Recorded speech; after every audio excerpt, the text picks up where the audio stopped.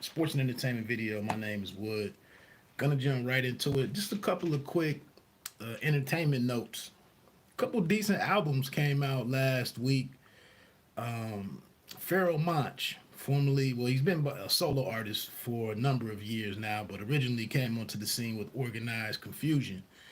But he's joined another group called the 13, TH1RT3N, 13, and I think it's the name of the project might be 13 and Pharaoh Monche.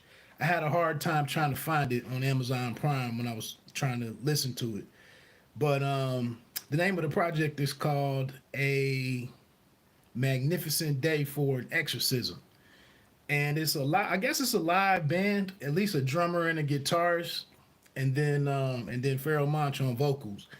And it's a pretty good album, man. I want to say it only has like 8 records on there, and I think most of it is live music.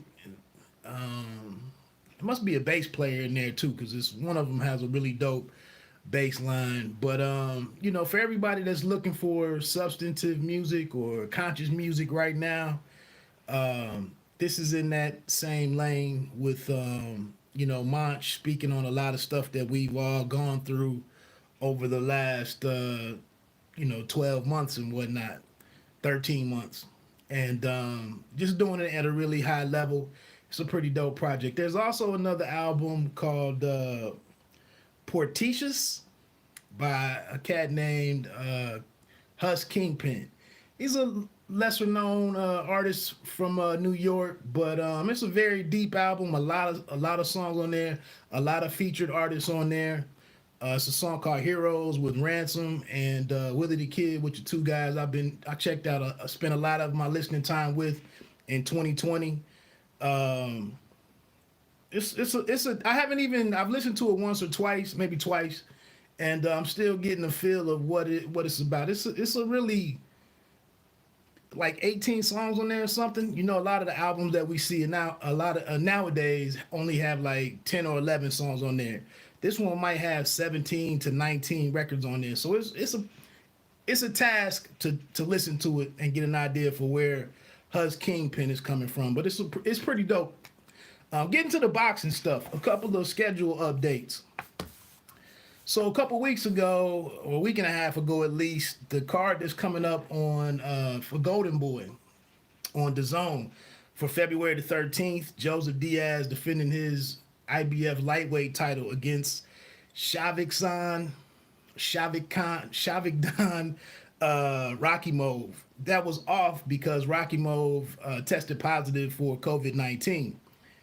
They've gone back and he's tested negative at least twice with subsequent tests, and now the event is back on. I think that's going to be at Indio Springs or out, where Golden Boy has been set up. I don't know if that's Fantasy Springs and maybe it's Indio Casino or whatever, but that fight is back on. And that's also one thing to watch with that event is the fact that Patrick Teixeira, who is the WBO Super Welterweight champion, will also be facing Brian Castano. That's an important fight because the winner of that could possibly be matched up against Jermell Charlo for an undisputed fight.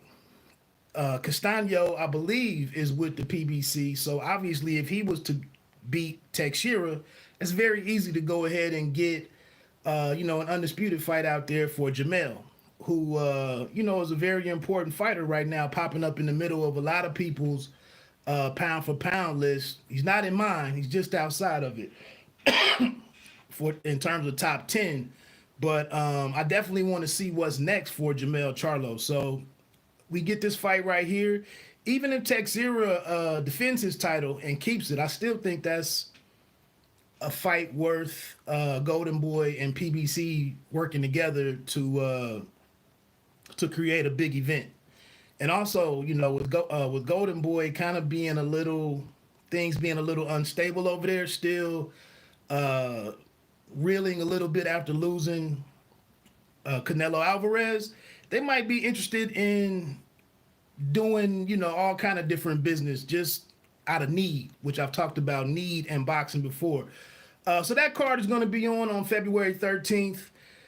Also, another announcement is the women's welterweight undisputed fight. It's a rematch with Chicago's Jessica McCaskill and longtime First Lady of Boxing Cecilia Brækhus. That rematch has been added to the March 13th Juan Francisco Estrada versus Roman Gonzalez, Chocolatito card.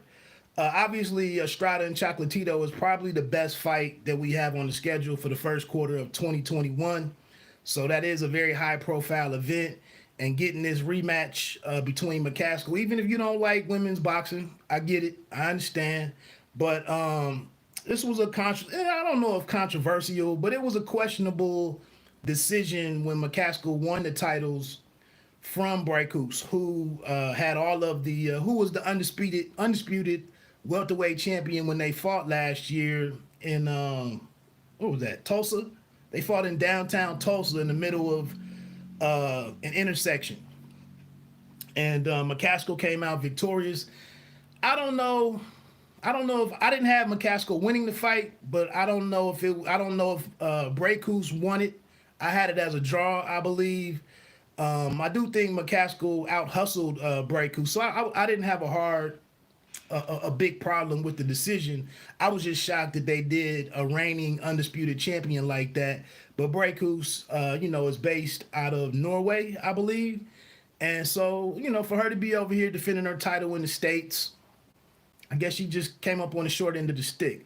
Brækhus was considering retirement after that fight, but there were signs like within a week and a half, 2 weeks after it, that she would activate the rematch clause that was in there, and that they would run this back. So I think that's a good one. Another note for February 27th, I want to say, the return of Canelo Alvarez. It looks like Alvarez is one of his best fighters, in Alvarez or Canelo Promotions, whatever it is, kind of his protege, and I forget his name, Jesus Martinez, the what is he, WBC flyweight champion, one of my favorite fighters, very exciting fighter. But Jesus Martinez will be taking on McWilliams Arroyo in probably the co-main event for Canelo versus Avni Yildirim, everybody's favorite fight. So that's kind of the schedule updates. Just looking forward to this Saturday's Caleb Plant and Truax fight. IBF super middleweight title defense for Caleb Plant. I know if you've been watching football, I think they've done a good job in showing the last 2 weeks they've been running ads for Caleb Plant. The one interesting thing to me that I think is kind of a negative for the event is the fact that Caleb Truax has not been included in any of the ads. Now, I know a lot of us diehard fans, you know, we might not be the biggest fan of this fight whatsoever. I believe it is a mandatory, and many of us probably thought Caleb Truax was done as a world-class fighter or as a meaningful fighter and whatnot, but it is what it is. But I don't think that Caleb Plant has really done enough just yet to be the face of the fight and be the only guy that you market to people. To me, it's a glaring question of why am I not seeing the other guy who he's fighting? One guy.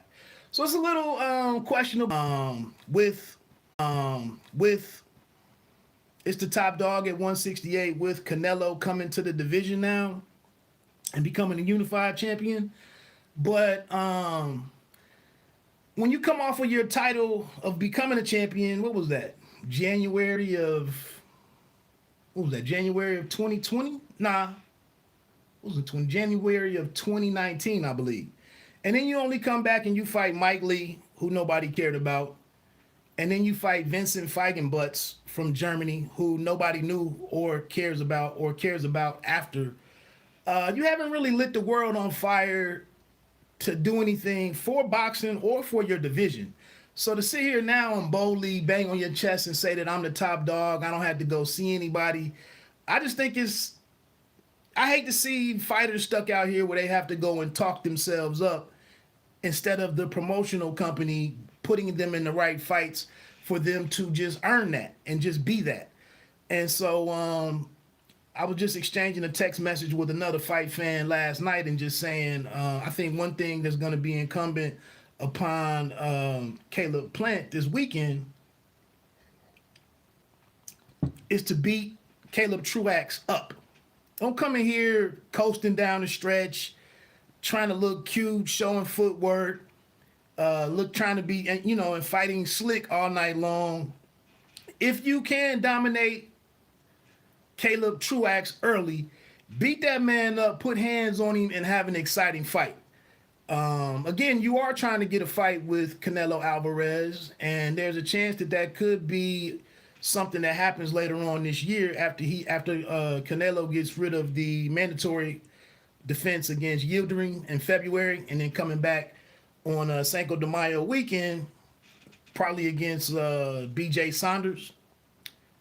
That opens up September, possibly, depending on how negotiations work out and whatnot. So do something to put yourself in the driver's seat in terms of being the person that being some momentum there and some motivation for him to get that fight in September to truly have a chance to become the face of the division. Other than that, the heavyweight co-main event on there that they also haven't really marketed and haven't put a lot of promotion behind is going to feature Michael Coffey, an undefeated heavyweight, against Darmani Rock, who's also undefeated. I don't know what the problem is with trying to shed the right amount of light on some of these up-and-coming heavyweights. I know Darmani Rock doesn't have the biggest name, Coffey neither, but it is a fight that I think deserves some marketing and a decent push behind it. Also televised on that card, which will get started on Fox at 8 p.m. Eastern time, will be super welterweight prospect Joey Spencer taking on Isaiah Seldon. This is former heavyweight Bruce Seldon's son, I believe. So that's pretty decent. There's also going to be some action over on FS1 with Roncis Barthélemy up in the main event of the prelim card. Other than that, it's not a whole lot on there.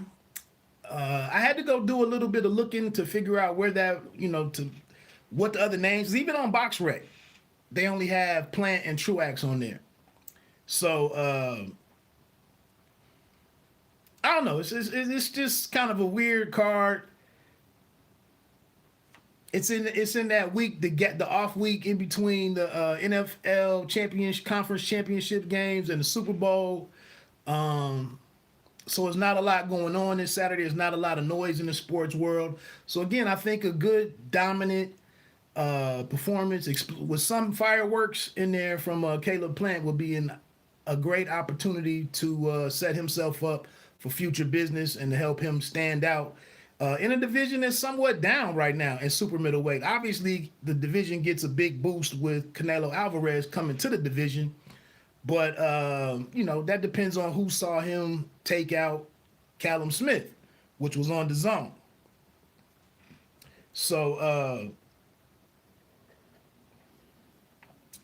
who else is out there? So you have, can't even think of who the WBO title holder is at the moment. Like I said, Canelo has, Billy Joe Saunders. I'm like, who the hell has the WBO? But yeah, with Canelo having the WBC and the WBA, and then Caleb Plant having the IBF, that's your lineup of champions at super middleweight. But other than that, it gets kind of anonymous at 168. Of course, you got some youngsters out there in Berlanga, who has a new episode on the Brian Custer's Last Stand podcast. You can check that out. I think it just dropped last night at like 10 p.m. So anyway, man, let me get on off of here. That's kind of some schedule updates. I think it is good news for that Diaz and Rakhimov card to be back on February 13th. Like I said, Jessica McCaskill and Cecilia Brækhus being put on the Estrada-Chocalatito card is good business. And this Saturday, we got a world title fight on Fox. And I'm looking forward to see what it all, how it plays out. That's some Bite Down Boxing for you. My name is Wood. Don't let them count you out. Pay me no mind. Sports and entertainment. You don't have to be great to start, but you have to start to be great. Peace. Have a great day.